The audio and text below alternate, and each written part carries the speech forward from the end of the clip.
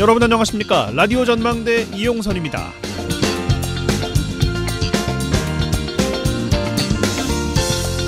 집회와 시위에 대한 경찰의 강경 진압에 대한 파장이 커질 것 같습니다. 광양에서 있었던 한국노총 금속 노련 간부 과잉 진압 논란과 함께 한국노총과 민주노총 등 양대 노총이 함께 목소리를 내고 있어요. 폭력 진압에 대해서 규탄을 하고 윤익은 경찰청장의 사과를 요구하고 있습니다. 비정규직 노동자들은 신고 대상이 아닌 야간 문화재 강제 강경 해산 조치에 대해서도 국가배상 소송을 준비하고 있어요. 한국노총은 사회적 대화기구인 경제사회노동위원회 탈퇴에도 언급하고 있고요. 정부와 노조 관계가 악화되면서 내년 최저임금을 정해야 하는 최저임금위원회 파행 또한 우려되고 있습니다. 노동계의 목소리는 일을 하고 살아가는 우리 모두의 이야기인 동시에 거기 속해 있는 소수자들의 절실한 이야기죠. 그래서 언젠가는 나의 이야기가 될 수도 있기 때문에 조금 불편해도 참고 들어보는 것 아니겠습니까? 경찰의 의지가 없어서 그동안 불법 집회가 계속되어 온 것도 아닐 텐데 말이죠. 국가의 공권력 또한 법의 테두리 안에서 최소한으로 쓰여야 한다는 걸 우린 현대사의 많은 아픈 역사를 통해서 배워왔습니다. 지금의 여러 조치들이 사회적 대화 창구가 경색되는 쪽으로 흐르지 않기를 바랄 뿐입니다. 오늘 라디오 전망대가 준비한 소식입니다. 지역 소식들 뉴스 브리핑 통해서 들어보고요. 매주 금요일 코너 민원 해결사 YMCA 토론 차례로 이어집니다. 잠시 후에 뵙죠.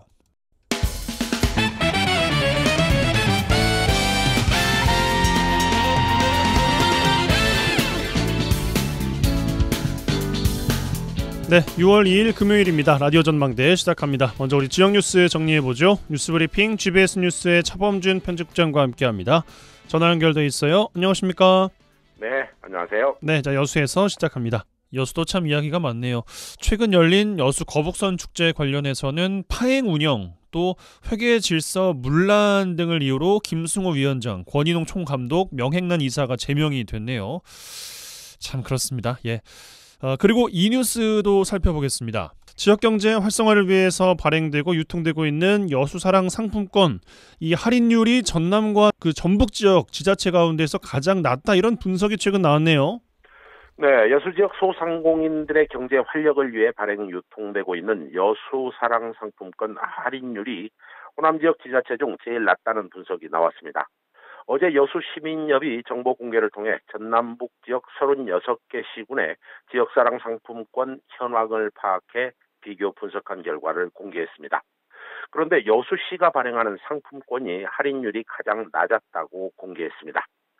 여수시민협에 따르면 자체적으로 호남 지역 지자체들의 지역사랑 상품권의 할인율을 조사한 결과 조사 대상 전라북도 14개 시군이 상시 10% 할인율을 적용하고 있었고 여수시가 6%를 적용하고 있는 반면에 순천시와 목포시만 8%였고 나머지 14개 지역은 상품권 종류에 상관없이 상시 10% 할인율을 적용하고 있다고 밝혔습니다. 여수시민협은 카드형만 상시 10% 할인하는 4개 지역을 더하면 조사 대상 지자체 중 무려 18개 지역에서 상시 10% 할인을 시행하고 있는 것으로 나타났다고 밝혔습니다.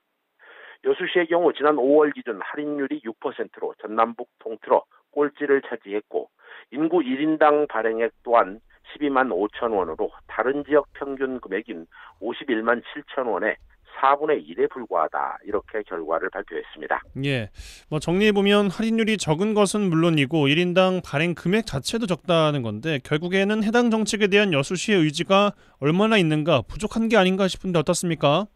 네, 여수시의 이 상품권 할인율과 시민 1인당 발행 금액이 낮은 것은 여수시 지역 화폐 이용률로도 드러나고 있습니다. 이 전남북에서 최하위권에 속한 것으로 분석되고 있는데요.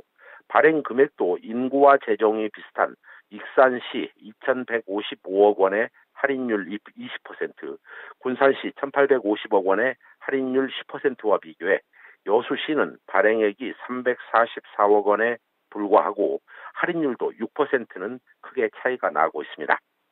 여수시민협은 전남북 지역 대부분 지자체에서 상시 10% 할인은 이미 코로나19 시기에 시작됐고 이후 지역 내 소비 촉진을 통한 침체된 지역 상권 회복을 위해 지역 간의 지역 사랑 상품권 할인율의 격차가 줄어들고 있다고 분석했습니다.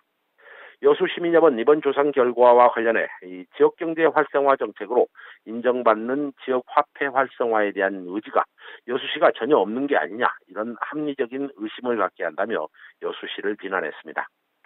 시민협은 여수시의 여수사랑 상품권의 상시 10% 할인율 적용을 요구한다는 계획으로 이를 위해 여수사랑 상품권 상시 10% 할인에 대한 찬반 길거리 투표를 실시하겠다고 밝혔습니다.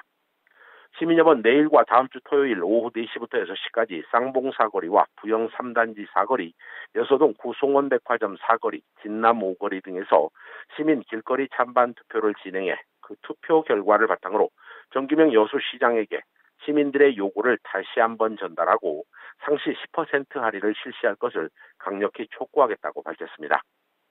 여수시민협 지난해 말부터 이 고물가, 고금리, 고환율로 어려움을 겪고 있는 시민들의 실질 소득 증가와 지역경제의 침체를 막기 위한 지역 살리기 정책으로 여수사랑 상품권 상시 10% 할인과 가맹점의 대대적 확대 등을 지속적으로 요구해온 바 있습니다. 예, 맞아요. 저도 활용하긴 하는데 뭐 할인율도 할인율인데 가맹점이 손에 꼽습니다. 뭐 주유소 말고는 거의 되는 식당이나 카페 같은 곳을 보지 못한 것 같은데 우선 뭐 쓸 곳이 있어야지 발행액도 늘고 할인율도 유의미하겠죠. 대폭 좀 가맹점이 늘었으면 좋겠다는 생각 가져봅니다. 자, 다음 소식. 전남문화재단이 지역 문화예술 활성화를 위해서 추진하고 있는 공연장 상주단체 지원 사업 공모 조건이 현실과 동떨어져서 지역에서 활동하고 있는 예술단체 실정에 맞게끔 조건을 완화해야 된다, 이런 지적이 나오고 있다고요?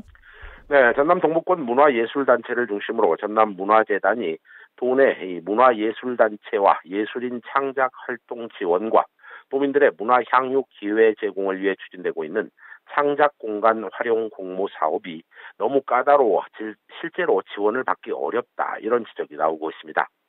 보도에 따르면 해당 공모를 신청하려면 지역 문화예술단체가 전남문화재단과 약정을 체결하도록 하고 있는데 자체적으로 공연장 연습실을 갖추지 못한 일반 단체 등은 응모조차 할 수 없는 실정이라는 것입니다. 특히 전남 동북권 지역의 경우 순천과 여수시만 지역에 연습장이 갖춰져 있고 광양은 아직 연습장조차 없다고 합니다.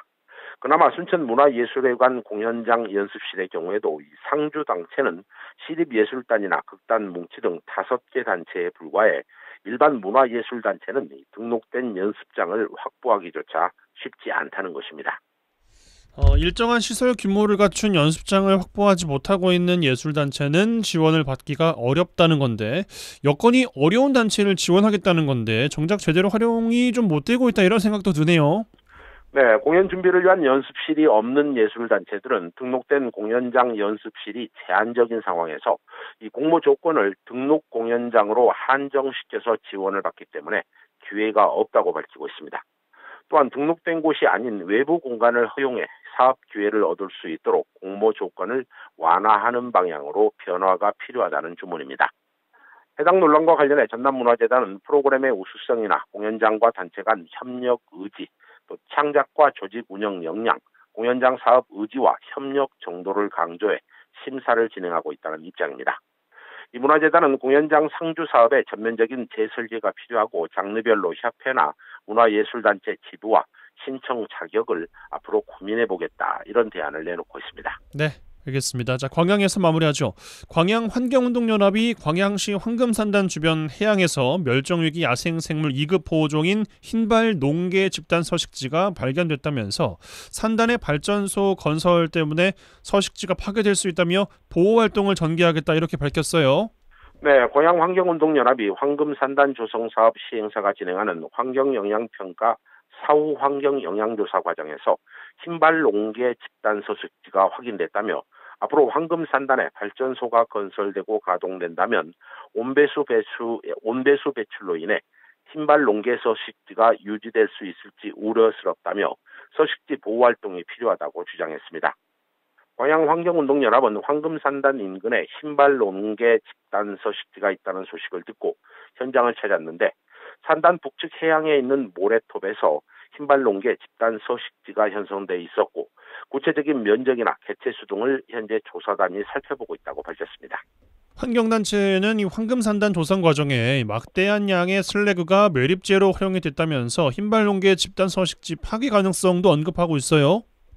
네, 고향환경운동연합은 황금산단은 이 매립 과정에서 막대한 석탄재 슬러그가 매립된 곳으로 앞으로 강한 알칼리성 물질이 바다로 유입될 경우 이 보호종인 흰발농계 집단 서식지가 파괴될 가능성도 경고하고 있습니다. 이 환경단체는 이번 황금산단 주변의 바다에서의 보호종 발견에 따른 모니터링과 보호활동을 펼치겠다는 구상입니다. 또한 무분별한 개발에는 단호히 반대의 입장을 밝힐 것이라고 밝혔는데요.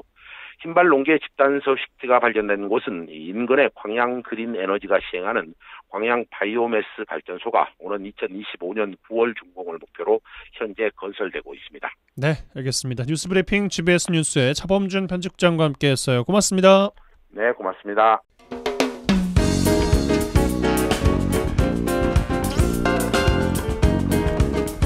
고충을 듣습니다. 라디오 전망대 민원 해결사. 네, 자, 민원 사항들 해결해드리는 민원 해결사 시간입니다. 이미지 리포터 나와 계세요. 어서 오십시오. 네, 안녕하십니까? 네, 자, 여수는 뭐 지금도 많은 분들께서 오고 계십니다. 관광지로 각광받고 있는데 그 중에서도 여수 밤바다의 낭만을 볼 수 있는 해양공원 낭만포차, 뭐 주말이면 참 북적북적입니다.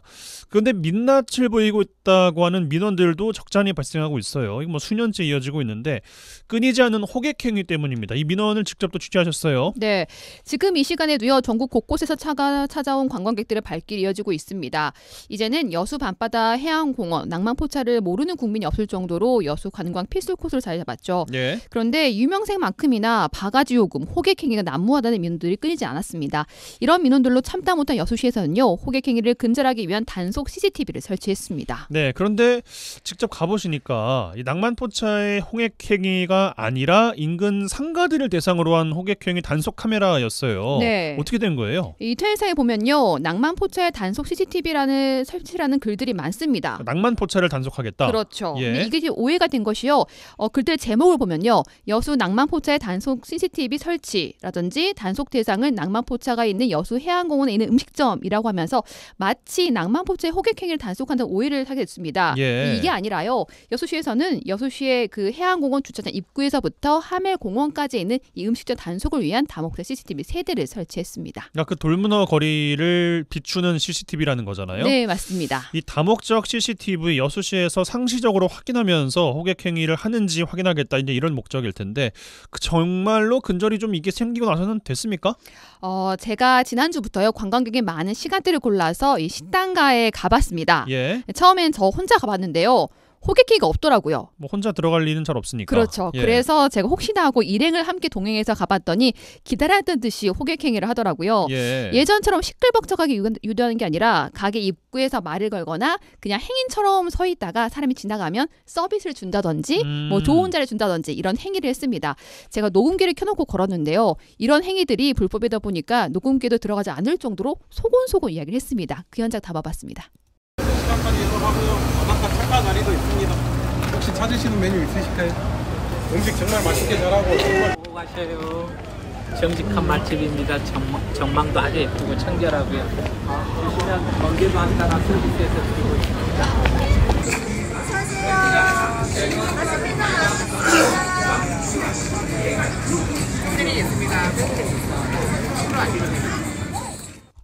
예, 뭐 익숙해요. 근데 낭만포차 경우에는 호객행위가 뭐 없었다면서요? 가셨더니? 네, 낭만포차 호객행위에 대한 소문들이 많아서 현장을 가봤더니 막상 이 낭만포차 호객행위는 찾기 힘들었습니다. 네. 이 낭만포차 상인들은 인근 음식점들 중에 낭만포차 유사한 상호들이 많아 음식점들의 호객행위로 오해를 샀던 집 많다고 하는데요.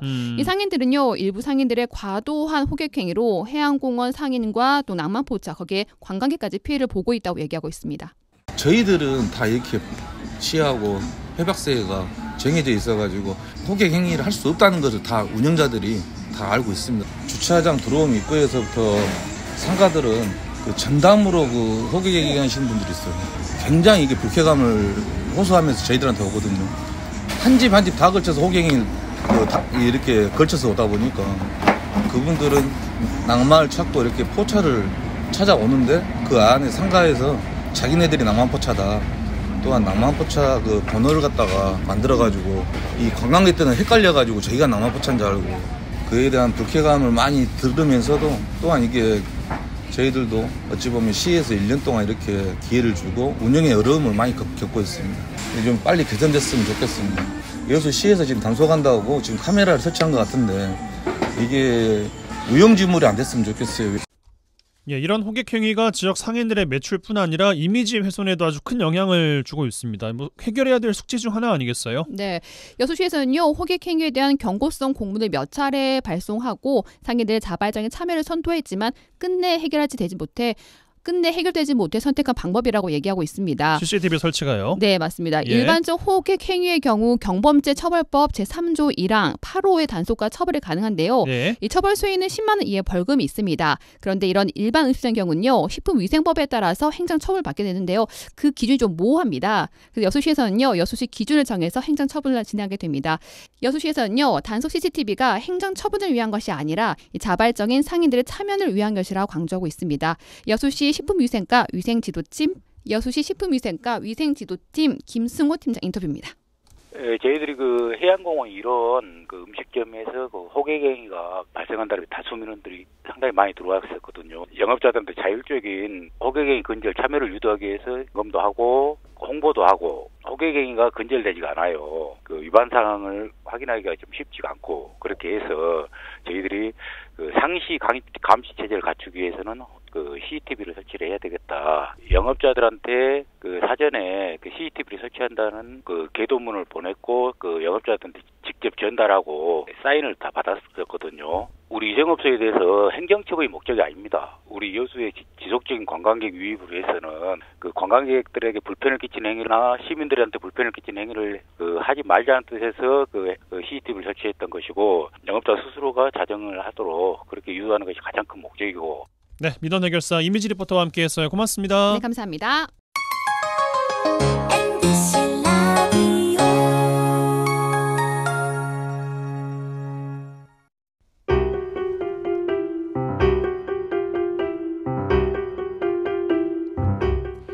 지역 뉴스 1시간 안에 정리해드립니다. 재미있고 편한 뉴스. 지역 시사는 역시 이용선의 라디오 전망대.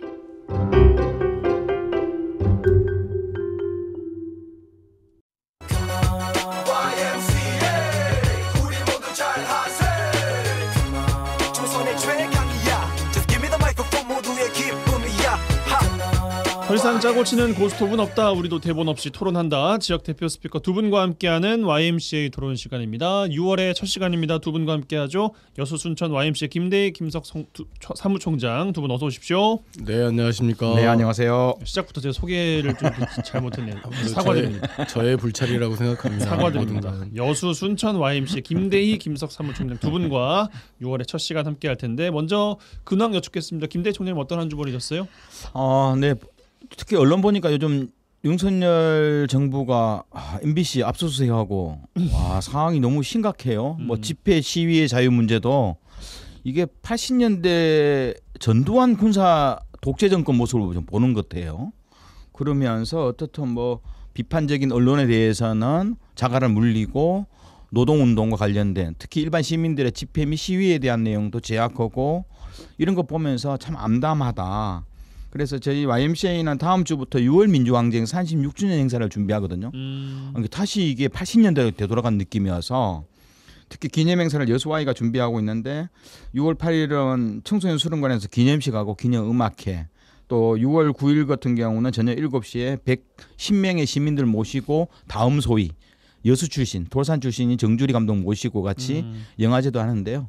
이런 상황에서 6월 민주항쟁 36주년 기념행사를 준비하는데 더욱더 좀 관심을 가질 수밖에 없는 그런 암울한 좀 시기가 아닌가 생각하고 또 저희가 그저께 보니까 광양 제철소 노동자가 또 경찰로부터 그렇게 심한 구타를 받으면서 한국노총 뭐 살인적 위협까지도 받은 상황을 이런 거 보면서 참 암울한 시대 속에서 YMCA가 무슨 일을 해야 될지 좀 고민하는 그런 한 주였습니다. 네, 김석 총장께서도 뭐 유사한 고민이십니까? 네, 뭐 뉴스 보는 것 자체가 싫고요. TV를 켜는 것 자체가 좀 싫은 세상에 살고 있는 것 같아요. 앞서 김대희 총장 이야기하셨던 것처럼 저는 그 이 경찰들의 폭력 진압이 이 광양제철 한국노총 노동자에게 시작됐잖아요. 이게 아마 시작이 아닐까 싶은 생각이거든요. 전투 경찰들에게 캡사이신 이거 별거 아니라고 생각할지 모르겠지만 이 최루액을 발사하는 거거든요. 이게 맞으면 온몸에 수포가 생기고 굉장히 고통스러운 건데 제가 대학 때 학생운동하면서 그 현장을 봤던 사람 입장에서는 이런 것들이 반복되는 것이 아니 다시 30년 만에 되돌아오는 이 시대를 과연 우리는 어떻게 이런 시대가 올 거라고 생각하지 못했거든요. 이런 시대를 어떻게 준비해야 되는 건가. 그래서 안전과 그다음에 외교와 그다음에 국민의 생활과 기본적인 권리가 이 다 지금 현재 어떻게 보면 2년 만에 이렇게 어떻게 대한민국이라고 하는 위대한 민주주의 국가가 이렇게 무너질 수가 있는가. MBC를 비롯한 MBC를 제외하고는 몇몇 언론을 제외하고는 거의 이런 보도를 또 하지 않아요. 심지어 전두환 군사 독재 때보다도 더 심한 것 같아요. 언론들이 이런 거 보면서 대단히 좀 어떤 상실감이 좀 너무 지나칠 정도로 강화되는 그런 한 주를 보내고 있어요. 그럼에도 불구하고 시민들이 힘이 다 믿고 바다 안전을 위해서 내일 또 바다의 날 맞이해서 순천 YMC가 와운에서 좀 플로깅을 전개하는데 하여튼 뭐 할 수 있는 건 해보려고 합니다. 네. 네. 근데 두 분 공통적인 이제 말씀 근황이 뭐 좀 무겁게 이제 시작이 됐는데 시민단체 입장에서는 상황이 어떻게 흘러갈지 모르는 거잖아요. 우리가 뭐 그저께 광양에서 그런 일이 발생할 거라고 아무도 생각을 또 못했잖아요. 그럼 뭘 준비를 해야 된다는 말씀이신 거예요? 준비를 할 수가 있어요? 모를 수가 없었죠. 그건 준비할 수 있는 게 아니죠. 정권에서 사법기관인 경찰에게 노동자들이 하는 집회나 국민들이 하는 집회에 대해서 강력하게 대응하라고 했었고 캡사이신 등의 그동안 사용하지 않았던 어떤 그 시위 진압 도구들을 사용하라고 한 것이기 때문에 이미 예고된 것이죠. 예고된 것이기 때문에 막을 방법은 이 정권을 끌어내리거나 아니면 다음 대통령 선거에서 그 정당을 찍지 않거나 이런 방법일 텐데 그런데 시간이 너무 많이 남아 있으니까 답답한 거죠. 이런 상황들이 그런 것이기 때문에 우리가 뭘 해야 된다라고 하는 것보다는 이 정권이 가지고 있는 정책과 입장을 변화시키기 위한 노력이 필요한 것이죠. 네. 그동안에 우리나라 국민들은 한 1년 정도는 정권이 이제 탄생되면 1년 정도는 좀 봐주는 성향이 좀 있거든요. 안정기라고도 하니까요. 네네. 보고 있는데 이게 수많은 불만들이 모순들이 이제 서서히 양쪽으로 축적이 될 거예요. 지금은 이제 일부 진보당이라든가 뭐 민주당 일부 중심으로 또 시민사회 내에서 일부가 중심으로 퇴진 운동을 하지만 특히 이제 후쿠시마 원전 오염수 방류 문제 이런 문제들 국민들의 불만들이 또 집회 및 시위 자유에 대한 침해 문제, 언론의 탄압 문제 이런 것들이 좀 계속 축적되면서 권력의 부패 문제가 나온다면 이건 일반적으로 일반 노동자들이나 일반 시민들이나 일반 시민단체가 적극적으로 퇴진 문제에 의견이 돌아서면 이건 바로 폭발하는 바로 36년 전 6월 민주환경처럼 또 지난번 촛불혁명처럼 이렇게 일시에 불타오르는 상황이 좀 될 거라고 봅니다. 저는 이제 김대희 총장님 생각엔 좀 약간 좀 다른 의견인데 그렇게 불타오르는 데 있어서의 패배감이 굉장히 지금 현재 커요. 주민 그 국민 우리들이 촛불을 통해서 박근혜 정부를 탄핵을 시켰는데 허망해져 버렸잖아요. 문재인 정부 탄생되고 나서 촛불에서 요구했던 개혁적 요구들이 수용되지 않았단 말이에요. 그런 가운데서 갑자기 윤석열 대통령이 나왔어요. 아무것도 된 게 없단 말이에요. 촛불에서 뭐 하겠냐라고 하는 사람도 되게 많아요. 피로감을 느끼시는 네, 굉장히 피로감을 많이 느끼고 언제까지 국민들이 나서야 되냐, 정치는 어디가 있느냐 이런 혐오감들이 지난 촛불 때보다도 굉장히 많이 광범하게 펼쳐져 있어요. 문제는 뭐냐, 신뢰받는 그룹들이 사라지고 있다는 거예요. 정당도 마찬가지고 시민단체도 마찬가지고 누가 이 문제를 해결할 그렇죠. 것이냐. 그런데 또 언론 마찬가지예요. 언론도 마찬가지예요. 신뢰받는 조직이 사라지고 있어서 굉장히 좀 총체적일 텐데 마지노선이에요. 국민이 힘이다라고 하는 것은 마지노선이란 말이에요. 국민이 어려운 것을 해결하라고 제도가 만들어지고 정당이 있는 건데 그러니까 결국은 불을 누가 어떻게 붙이는 게 아니라 아마 이건 국민들이 해결할 거란 말이죠. 예. 그것이 이제 어떻게 보면은 정치의 시절이 좀 와 있는 상황에서 굉장히 극단적 입장과 내용들이 충돌하고 있는데 국민들은 굉장히 지금 이 상황을 냉소적으로 반응하고 있다. 알겠습니다. 네. 뭐 오늘 주제가 이 내용은 아니어서 저희가 좀 이야기가 좀 길어지긴 했는데 사태 추이를 좀 지켜보시고 이야기를 또 나눌 수 있는 시간을 갖도록 하죠. 예. 자, 주제로 넘어오겠습니다. 지난 수요일이 바다의 날이었어요. 앞서 또 김석 총장께서 와운해변 플로깅 행사도 예정돼 있다 말씀도 주셨는데 관련된 이야기입니다. 바다와 해양 문제에 대해서 생각하게 되는 주간이에요. 이번 주는 더구나 그 후쿠시마 원전 오염수 방류 시찰단의 브리핑이 또 있었어요. 그 의견도 잠시 후에 또 여쭤보는 것으로 하고 바다의 무한한 자원을 활용하는 산업의 문제를 넘어서 해양 환경, 전 세계 환경이라는 더 큰 문제에 직면해 있습니다. 우선 그 시찰단의 브리핑 보셨잖아요. 그 의견부터 좀 여쭙겠습니다. 김대희 총장님 먼저 주실까요? 제가 보기에는 저희가 이제 우려를 했었죠. 실제로 가서 시찰단이 제대로 볼 거냐 4박 5일 동안. 역시나 다 그 우려가 맞거든요. 결국은 후쿠시마 원전을 둘러보고 온 정부 시찰단이 결국은 가장 중요한 문제, 어디서 과연 그 관련된 원전 방류수 측정이라든가 후쿠시마 해변 바다 앞에서의 그 오염 물질에 대한 농도 측정 이런 거 전혀 안 하고 왔거든요. 그리고 원전 도쿄 전력 원전 기술자들 만나보고요. 뭐 그렇게 가고 오히려 오니까 바로 일본의 그 해양수산 부죠. 일본 정부에서는 바로 후쿠시마 수산물 바로 수입해라. 이런 걸 보면서 금지 철회해라. 네, 금지 철회해라. 뭐 이렇게 나오고 정부는 국민들의 눈초리 때문에 아직 결과를 안 했잖아요. 이건 아마 세계 원자력 기구의 그 관련된 내용이 나오면 바로 그냥 방류 시찰단 갔다 온 결과가 긍정적으로 정부는 방류에 찬성하는 입장으로 돌아설 거고 그것은 바로 후쿠시마 수산물 수입 재개로 수입 재개로 바로 이어지는 네. 행태로 갈 건데 이 모든 것들이 정부 시찰단이 그러한 좀 명분을 주는 들러리 명분을 주는 그런 행태로 간 결과가 아닌가 좀 생각을 합니다. 김석 총장께 이어드리겠습니다. 뭐 자세한 내용은 김대희 총장께서 말씀하셨으니까 근데 이제 언제나 그랬지만 국민의 의견은 반영되고 있지 않다. 시찰단에서도 그렇고 발표 조사에서도 그렇고 한 시민단체에서 조사한 내용에 따르면 국민의 85%가 후쿠시마 그 핵 오염수 방류를 반대하고 있잖아요. 85%의 국민의 목소리가 전혀 담기지 않은 가운데 시찰단의 시찰 내용들은 뭐 그럴싸하게 포장은 했을지 모르겠지만 실질적인 어떤 원인이나 이 방류를 반대하는 국민들을 설득하는데 실패했다 이렇게 보는 게 좀 맞을 것 같고요. 다만 이제 그러면서 그 중국에서 그랬나요? 만약에 후쿠시마 이 핵 오염수를 방류할 거면 일본의 한 호수에다가 먼저 방류해 놓고 네. 이후에 한 5년간 10년간 정도의 내용들을 좀 검토한 가운데 안전하다고 하면 그때 방류하라라고 하는 이야기를 꼭 해주고 싶습니다. 네, 실제 그 유엔이었나요? 총회에서도 그 중국 인사가 그런 이야기를 했죠. 그렇게 안전하면 너희 안에 있는 호수에다가 방류하면 되는 것 아니냐 그런 이야기를 한 것을 또 전해주신 것 같은데 어떻게 해야 돼요? 정부에서는 뭐 IAEA의 조사 결과를 토대로 입장을 낼 것이다. 그 이후에 입장을 낼 것이다 이렇게 보고 계신 것 같고 이대로 가면 그대로 그냥 흘러가는 거 아니겠습니까? 나온다는 거 아니겠어요? 그냥 보고만 있어야 되는 거예요? 실제로 윤석열 정부는 이거 적극 반대해야 돼요. 이거 저는 풀어졌다가는 저는 전 국민적인 저항이 촛불 혁명 시기 분위기 못지않게 이건 강해질 거라 보는 거고요. 우리가 그 당시 그 이명박 정부 때 강훈병 미국산 그 소고기 수입 문제 그렇게 운동을 하니까 30개월 미만 소만 좀 수입되는 거 아니에요. 물론 최근에 이제 미국에서도 강훈병 다시 소가 발견되어서 지금 뭐 굉장히 그 축산 위생상으로 굉장히 미국 내에서 난리가 났는데 우리나라 안전한 30개월 이하라는 정부 정책을 그대로 고수했던 흐름이 바로 강훈병과 관련된 먹거리 안전과 관련된 국민들의 저항이었거든요. 이건 이것보다 더 심각하거든요. 강훈병보다 더 심각한 이 후쿠시마 방사능 오염수 처리 문제. 전 정부 절대 물론 이제 정부는 승인을 할 건데요.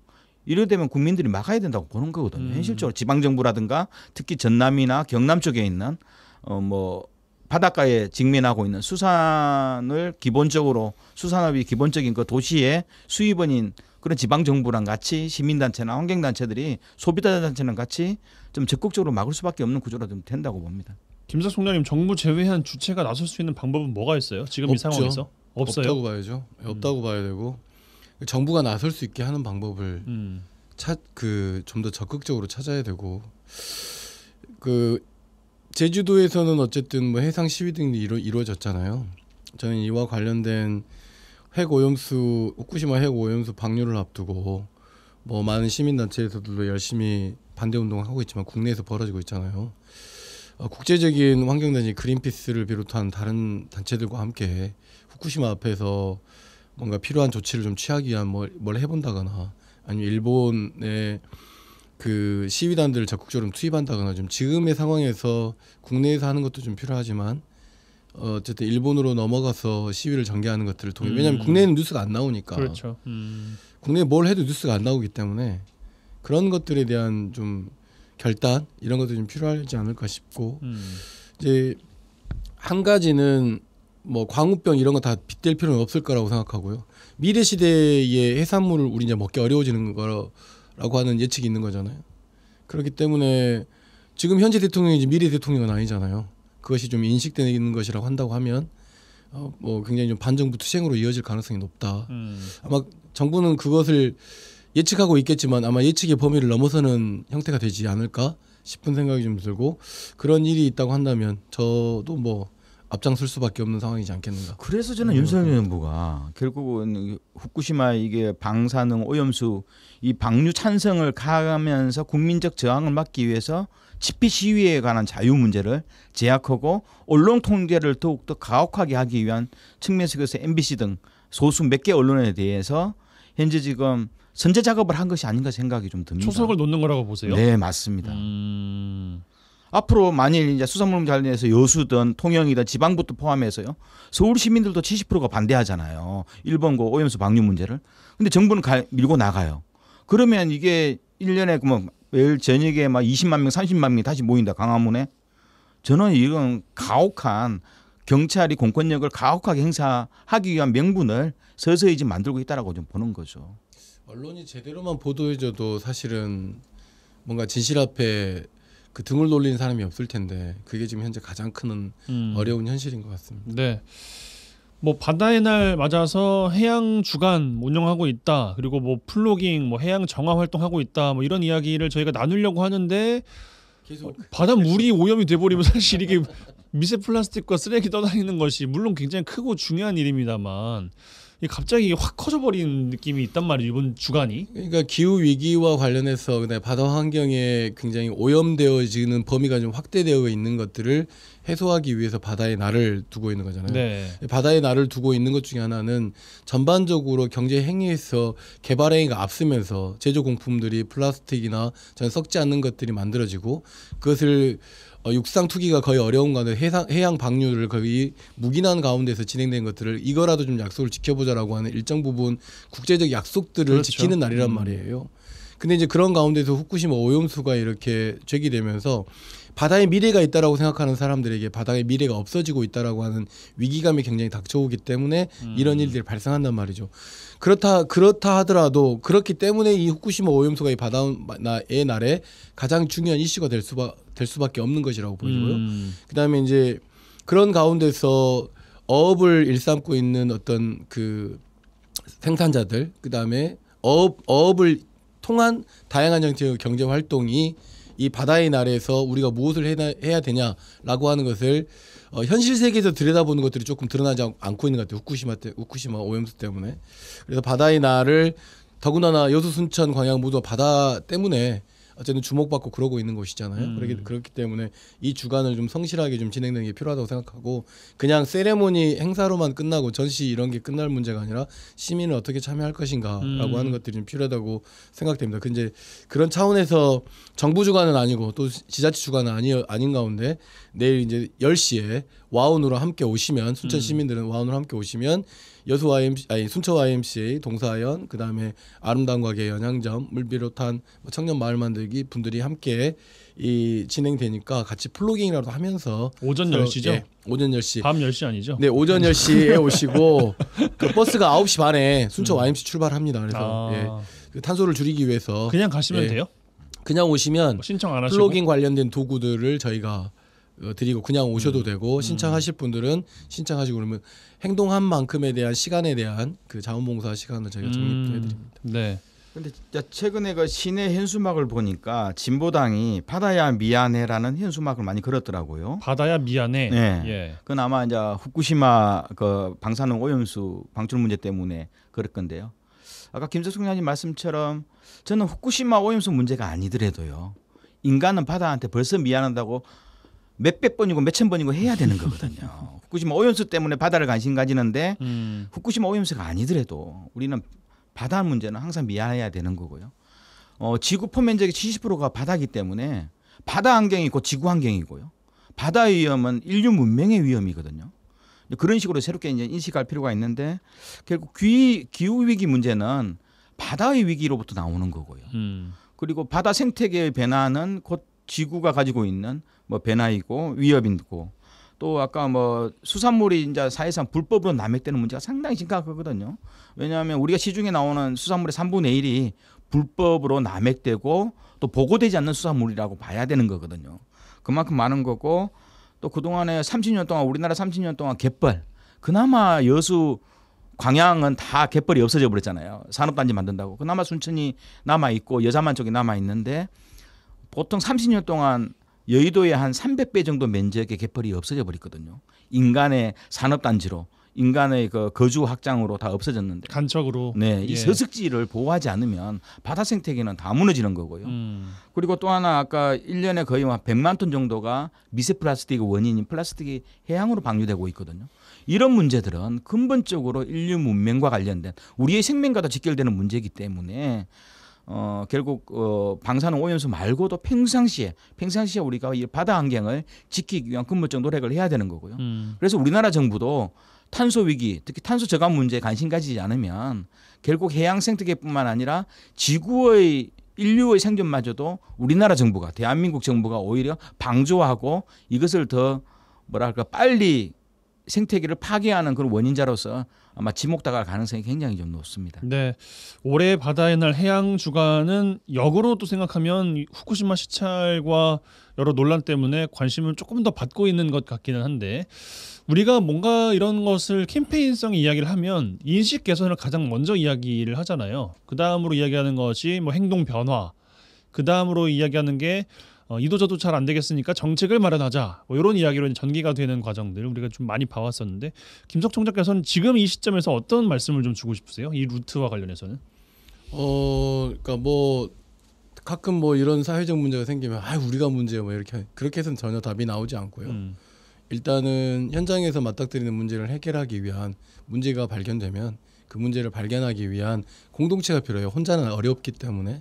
그렇기 때문에 단순하게 YMC에서 순천 YMC 진행하는 플로깅은 그냥 쓰레기 줍고 함께 뭐 이런 걸로 출발하지만 결국은 궁극적으로는 후쿠시마 오염수에 반대하는 시민 공동체가 될 것이고 바다를 지켜내기 위한 시민 모임이 될 겁니다. 그러니까 바다를 해결하기 위한 문제에 맞닥뜨려 가지고 문제가 해결되지 않는다고 좌절하지 말고 할 수 있는 일에 참여하면서 좀 더 그 자기가 가지고 있는 마음의 크기, 문제의 크기를 확장하기 위한 사람들과의 더 많은 연대가 필요한 거죠. 그게 이제 시민운동의 기본이라고 생각하고요, 저는. 그렇기 때문에 뭐라도 해보자. 뭐라도 해보는 것 중에 제일 쉬운 게 뭐냐, 제일 재밌는 게 뭐냐. 그래서 저희들이 이제 생각하는 어떤 뭐 플로깅을 비롯한 작은 것이지만 그것이 나중에 굉장히 중요한 불씨가 된다라는 마음을 믿고 함께 연대해 주면 고맙겠습니다. 김대희 총장님 지금 시점에서는 우리 뭘 좀 해야 될까요? 일단은 바다 생태계 해양 환경 문제가 아까 다양한 문제, 아까 기후 위기 문제, 뭐 서식지 파괴 문제, 해양 폐기물의 문제, 또 방사능 오염의 문제, 뭐 그리고 수사원 고갈의 문제 이런 문제들에 대해서 저는 일반 시민들이 잘 인식하기 위해서는 교육이 제대로 이루어지고요. 그리고 언론을 통해서 다양한 정보들이 제대로 인식되고 여기에서 사람들이 인식과 분노가 함께 만들어지면서 국가의 정책과 제도, 규제 정책들을 좀 강화하는 쪽으로 가는 일련의 정책들이 만들어져야 된다 보는 거거든요. 실제로 우리가 기후 위기하고 우리하고 전남 동부가 무슨 상관이냐 하지만 결국은 그 기후 변화, 기온 상승, 바다 쪽에 기온 상승으로 1년에 보통 한 10cm 정도의 바닷물이 상승을 하고요. 그리고 대체적으로 보면 한 50년 정도 되면 한 6m 정도 바다 폭우가 올라간다라고 보통 과학적으로 예측을 하는데요. 6m 정도 올라가면 광양 제철소하고요. 여수 소규학단지가 50년 안에 200m 뒤로 후퇴할 수밖에 없는 구조거든요. 그러면 앞으로 3, 4년 후에 우리의 산업적 기반이 없어지는 거예요. 왜? 우리는 다 해안지대니까. 그러면서 결국은 뭐 여수도 중앙동은 구경할 수 없겠죠. 그때 되면 중앙동도 4, 50년 바닷속에 들어갈 수도 있는 거잖아요. 이렇게 바로 우리 생존과도 관련된 문제이기 때문에 좀 더 시민들이 나의 문제를 인식할 필요가 있어요. 그러다 보면 우리 농사라든가 모든 뭐 농업 문제, 수산물 문제 기반이 다 무너져 버리면 못 먹고 살 거예요. 산업도 다 무너졌고 뭐 이렇게 생존의 문제이기 때문에 좀 더 우리가 올바로 인식하고 분노한다면 그것을 좀 더 실천하기 위해서 우리의 실천을 또 공고하려면 법과 제도로 규제 정책적으로 갈 수밖에 없고요. 그런데 여기에서 정부가 입장이 없거나 정부는 그 남일이다, 뭐 가짜 뉴스다, 괴담이다 이래 버리면 실제로 이게 서서히 개구리가 물이 끓음에도 불구하고 탈출을 못 해버리잖아요. 그런 좀 오류를 범할 확률이 좀 저는 높다고 좀 봅니다. 예. 바다를 이용하겠다는 이기심을 좀 버리는 것이 좀 필요할 것 같습니다. 네, 뭐 이야기 더 주셔도 될 것 같은데 아직 심각성을 느끼지 못하는 분들이 계실까 우려가 되기는 해요. 김대희 총장께서 말씀해주신 거 들으면 우리 지역에서도 뭐 그 돌문어 거리, 뭐 아니면 뭐 선어집 참 좋아하는데 그런 거 다 또 없어져 버리니까 걱정이 되기도 하고. 두 분은 지역에서 바다를 수십 년 동안 이제 봐오신 분들이잖아요. 과거와 지금은 많이 달라졌습니까? 안 좋은 쪽으로? 안 좋은 쪽으로 많이 달라졌죠. 어떻게 느끼고 계세요? 현실적으로 옛날에는 자연을 이용해서 반농 반어를 했던 곳이 여수나 광양 쪽에 저는 이제 3일면 이주민이니까 원주민은 산업단지로 갔는데 여기서 수백 년 동안 앞으로 또 수천 년 동안 살아올 사람들이 결국은 바다 환경이 없어지면서 산업 환경이 된 거고요. 그리고 실제적으로 우리가 자연 상태가 제대로 보존된 지역도 여자만 중심으로 일부에 불과하거든요. 그 말은 뭐냐면 결국은 우리가 보존해야 될 바다도 별로 없어요. 특히 여수 쪽은 산업화가 일찍 이루어지니까 그나마 바다가 없다는 게 좀 슬프긴 하네요. 그러면서 결국 그러면 이제 우리가 해양과 환경과 관련된 규제 정책 보존 지역을 선정해야 되잖아요. 이제 순천만 일부만 되어 있는데 그럼 여자만 전체 뭐 남해안 지역에 보존 지역을 선택하다 그러면 사실상 절반의 어민들은 반대하거든요. 야 우리가 뭐 경제적 활동을 왜 규약하냐 하는데 결국 이런 문제들은 좀 더 해양 환경 문제나 인간의 생존의 문제가 걸려 있는 문제이기 때문에 좀 더 대승적으로 이 문제를 합의하고 가는 쪽으로 가야 된다. 특히 뭐 전남 여수 쪽에서 특히 돌산 쪽으로는 대규모 펜션이나 관광단지, 위락단지가 조성해 버렸잖아요. 여기서 나는 수많은 오폐물들은 결국 우리 먹거리의 위험이고요. 또 자연환경이 파괴되면서 결국은 우리가 수백 년 동안 미래 세대에 같이 나눠야 될 이러한 자연적 조건들 이런 것들이 파괴되는 것은 참으로 좀 우리 여수의 미래 발전 또 전남 동부권 지역의 미래 발전에도 저는 상당히 안 좋다고 보는 거고요. 앞으로 우리가 뭐 순천만 습지도 귀중한데 여자만 전체 갯벌도 엄청나거든. 우리가 여기서 침묵해버리면요 3, 4년 뒤에 여자만 갯벌 지역은 다 육지로 변할 겁니다. 그런 위험성이 있기 때문에 지금이라도 정신을 바짝 차려야 된다 보는 거고요. 김석 총장님 바뀐 게 좀 느껴지시는 게 있어요? 김대희 총장님 말씀 듣다 보면 너무 허무해서 갑자기 시무룩해지셨어요. 사실은 그렇지 않거든요. 왜냐하면 바다를 이용했죠. 경제 성장을 위해서 바다를 이용했고 우리가 20년 전만 돌이켜봐도 생태란 이야기를 하지 않았고 종단학생에 대한 이야기를 하지 않았어요. 그만큼 세상에 필요한 종들의 어떤 조화와 이런 것들이 이루어져야 된다라고 마음을 먹기 시작한 게 얼마 되지 않아요. 그런 가운데서 바다의 날도 만들고 하면서 이미 이용된 바다는 어떻게 하겠어요. 안전하게 지켜내고 오염수가 덜 나오게 하면 인간의 노력이 필요한 것이죠. 그다음에 이제 순천만을 비롯한 남해안 그 습지 같은 경우는 이미 람사르 협약에 따라서 람사르 습지로 결정이 되었어요. 보존 지역으로 되어 있는데 소규모적인 개발 행위나 이런 것 그러니까 우리 탓하는 문제는 저는 별로 중요하지 않다고 생각해요. 바다를 예를 들어서 보존하기 위해서 해양수산물을 먹지 말아야 된다. 이건 웃기는 이야기인 거잖아요. 무슨 이야기냐면 바다에 대한 가치를 좀 더 높이기 위한 연구와 바다를 지켜내자라고 하는 구호성에 머무는 것이 아니라 진짜 함께 살고 있는 바다에 대해서 무엇을 해왔는가. 그나마 순천은 순천만을 보존하기 위해서 20년 넘게 보존운동을 했기 때문에 순천만이 보존된 거란 말이죠. 뭐냐면 그 갯벌이 가지고 있는 가치를 오랫동안 알았어요. 반면에 광양이나 여수의 갯벌 같은 경우는 경제 성장을 위해서 내어준 거거든요. 내어주고 나서 경제적 이득을 본 거잖아요. 이제 그러고 난 다음에 우리는 왜 갯벌을 그렇게 훼손했을까라고 할 것이 아니라 지금 현재의 상황에서 어떻게 바다를 잘 지켜낼 것이냐.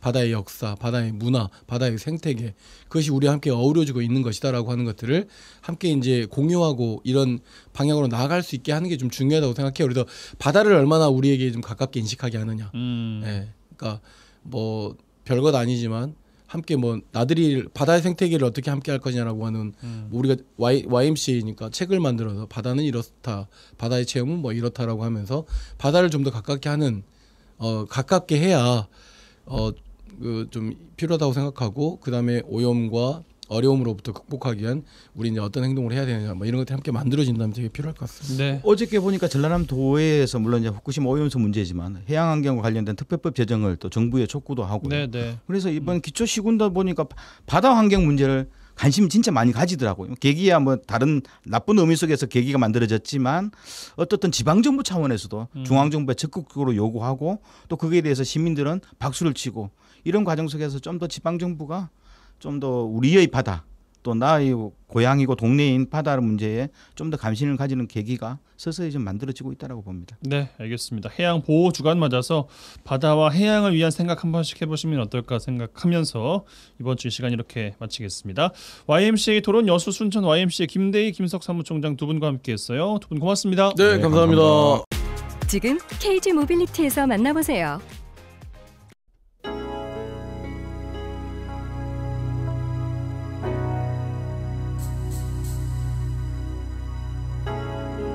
(6월 2일) 금요일 라디오 전망대 오늘 준비한 소식은 여기까지입니다. 오늘도 이번 주도 고생 많으셨습니다. 주말이네요. 예, 주말 날씨가 어찌 될지 모르겠는데 뭐 흐렸다가 맑았다가 뭐 비도 많이 왔다가 요즘에 말이죠. 무튼 주말 충전 잘 하시기 바라겠고요. 다음 주 월요일에 다시 인사드리겠습니다. 김현철과 이소라 님이 함께 부른 그대 안의 블루 흐르고 있습니다. 이 곡 들으시고 다음 주 월요일에 뵙죠. 이용선이었습니다.